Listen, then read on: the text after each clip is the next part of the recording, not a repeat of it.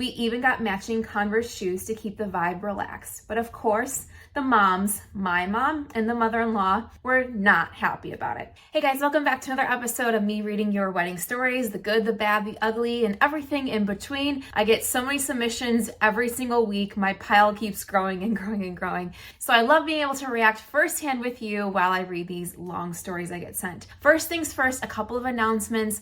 Last week, the very first episode of my brand new podcast, Here Comes the Drama, was launched. So if you've not listened yet, please go back and check it out. We actually, for the first episode, posted the full video and audio right here on my channel. You can find the playlist below and you'll see any other sneak peeks for episodes coming up as well. That's where we're going to put everything for the podcast. If you want to listen to the full audio, you can listen to it on Apple, Spotify, Amazon, and I don't even know. There's so many other places it is. You can find it on my website as well. I'm just so excited to see where the podcast is going. We're already getting so many reviews coming in that people are loving the crazy stories, the reactions, hot takes, confessions, and so much more. It's been so much fun putting together. And like I said before, we've already recorded like 10 episodes with different guests. And so it's just been a lot of fun putting together for you. Can't wait to hear what you all think about it. Okay, let's jump into today's episode. I'm like still recovering from this crazy story someone sent me over the weekend. If you're watching this now, you've probably already seen the clip, but someone's best man during their speech proposed to his girlfriend, who was also a bridesmaid. And I got the full scoop from her, and it is a crazy story. So I just posted the skit last week, and it is insane. I was like, how do I show all these characters and how insane this literally is? So I did my best, but I reached out to her and we are in talks of having her come on the podcast and share her whole story because she is still just as in shock from everything that happened. She said she watches my page regularly. She's been a fan for a while and never in a million years thought it would happen to her. And then boom, it happened. So if people are watching right now and they're thinking, you know, I have a speech coming up, maybe that's the time I should propose. Don't do it. I feel like we all know this, but apparently we don't. Anyways, let's get into today's story. Again, I have not read this before. We're gonna react firsthand. Here we go. I am the oldest of 3 siblings, but the last to get married. After witnessing the drama and over-the-top spectacle of my sister Mia's and brother Jake's wedding, my husband and I decided to keep things small and simple. We had already been together for 6 years and living together, so our wedding was more about appeasing our families than anything else. We planned for a long engagement, 2 years, and envisioned a backyard gathering with just immediate family and a few close friends. We settled on about 25 guests, and Mia kindly offered her backyard for the occasion. Conveniently, she's a wedding planner by trade and offered to help us coordinate. We wanted something casual. I found a simple thrifted dress, and my husband planned to wear some nice jeans and a suited jacket. We even got matching Converse shoes to keep the vibe relaxed. But of course, the moms, my mom and the mother-in-law, were not happy about it. Okay, I want to stop right there because I love how they're doing things their own speed. Like, we want a longer engagement. We want a very relaxed and fun party because you have to do you. I hear so many people have regrets from their wedding day because they didn't do what made sense for them. They either had a huge wedding to appease their families, when in reality, that's so uncomfortable for them. They didn't like it. They invited all these people they don't know or have relationships with, or the opposite, where they are very overwhelmed by it. And so they elope, but then they regret eloping. Or so many people said that they should do it one way. So they kind of lean to what people say. And I think this rings so true about, like, you need to listen to your own gut. You need to think about what makes sense for you and your partner and take out all the noise, because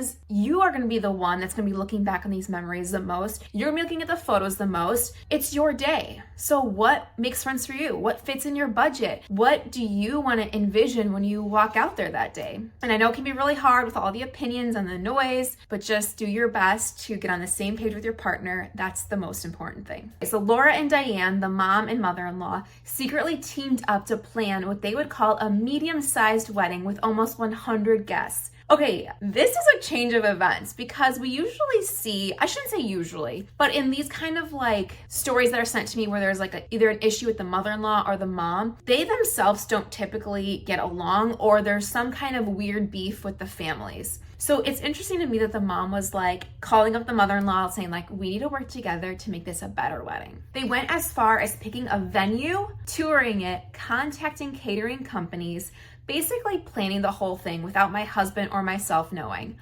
That is insane. That is 1, dedication. 2, where's this money coming from? And 3, just insane. I can't imagine throwing a whole party for someone, like a surprise wedding essentially, without the couple knowing. Thankfully, Mia caught wind of their plans because they listed her as the wedding planner on some of the contracts. When vendors started asking her about signing agreements and payments, she clued us in to what was happening.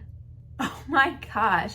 To this day, I have no idea how they thought they were going to pull this off, especially since my husband and I were paying for everything. Okay, so that answers the question about the money. So they were just gonna what, bill the bride and groom after, or what? Like, we could do surprise parties for like birthdays or, whatever. Surprise wedding, I don't know how that would work. When Mia told us what was going on, we decided to confront the moms. She had the idea to join their planning effort to gather more information. She called Laura under the guise of following up with the florist appointment, since the florist had reached out to her. That's when Laura convinced her to join their cause, saying this medium-sized wedding is what she really wants.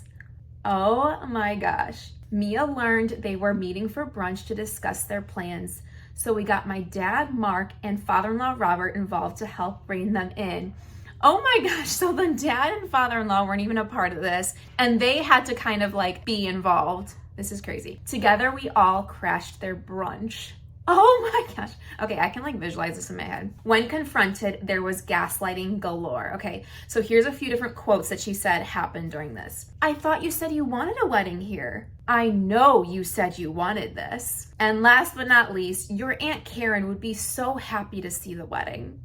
So this is insane. Even if someone tells you, I want a wedding here, you don't go plan it behind their back. You talk to them like, hey, would you want a wedding here? I can help you. Or, whatever that conversation looks like. Or the fact that they planned behind their back didn't include the bride and groom. No, shows that they know they were doing something sneaky. And then the last one, your Aunt Karen would be so happy to see the wedding. Why are we doing that? Why are we doing that? The wedding is not about Aunt Karen. And then she says, Aunt Karen, by the way, is someone I've barely spoken to. She's always competing with Laura and comparing her niece's accomplishments to mine. Ugh. So it's someone that she probably wouldn't even want there anyway. Our husband took the moms aside to talk to them privately about their behavior. After some heated discussions, we finally came to a compromise. We shortened our engagement period and increased the guest list from 15 to 25 to accommodate a few more people, minus Aunt Karen. Okay, so I like that it kind of ended with showing how they compromised on a few things. Do I think as a bride or groom you have to compromise? Absolutely not. It is your day, and especially they just said they're footing the whole bill. They are paying for this, right? It shows that they were willing to work with the parents and be like, okay, you can invite 5 more people. We'll make this work. Let's discuss, but let's just communicate, guys. Let's not plan things behind the bride and groom's back and plan this surprise wedding, because I don't really know how that would have worked. But I like that this kind of like ties it as like a bow at the very end, and they kind of like all work together. Although I think some people in the comments will have some different suggestions for how they should have done it. But that is crazy. Like, I've never heard about parents doing a surprise wedding. All right, guys, that is all I have for this week. Please let me know what you think about this week's story and what you would do if this happened to you as a bride. And also don't forget to check out my brand new podcast, Here Comes the Drama. I'm so excited to hear what you guys think. First episode was out last week, and now it'll be new episodes every single Thursday. Thanks so much, and I'll see you next time. Bye.